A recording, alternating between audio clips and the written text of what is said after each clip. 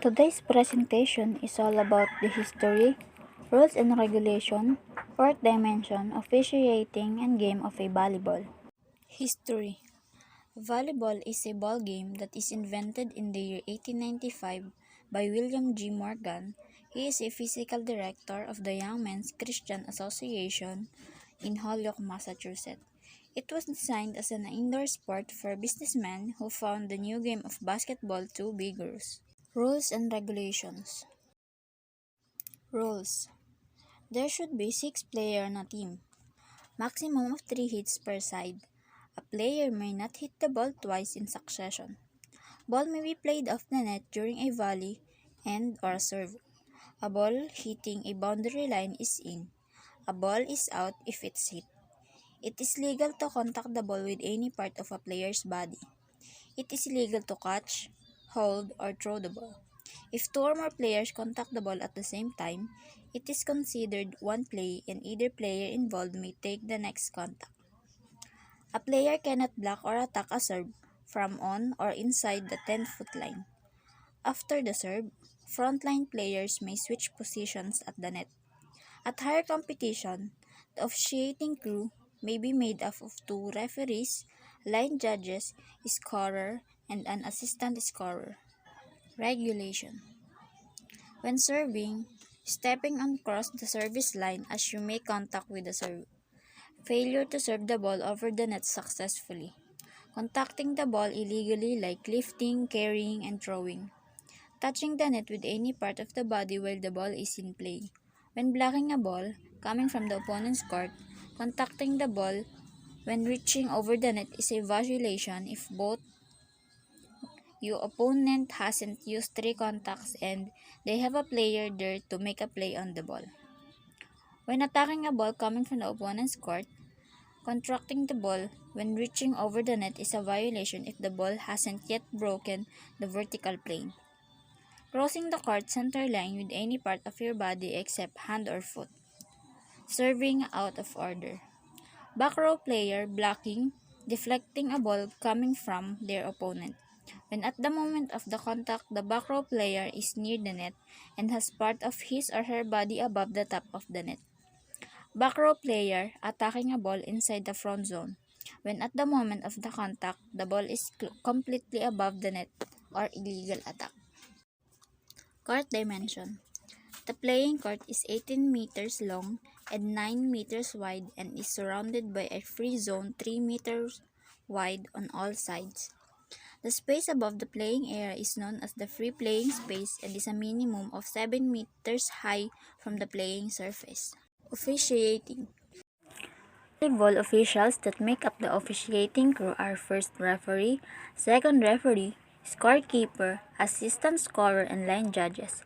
The first referee is in charge from the beginning of the match until the end. The first referee has authority all over other members of the officiating crew.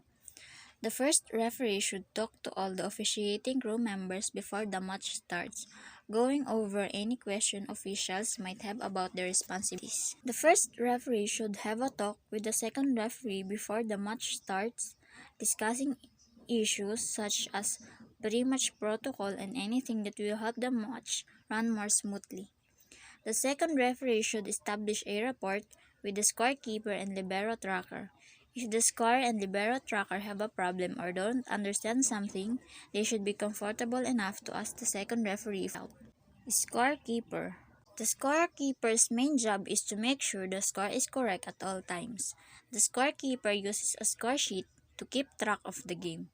If there is a difference between the score on the score sheet and the visual score, flip score, electronic scoreboard, the visual score should be changed to match the score on the score sheet unless the mistake on the score sheet can be determined and corrected. One of the referees should check the accuracy of the score sheet at the end of each set. Pre-match.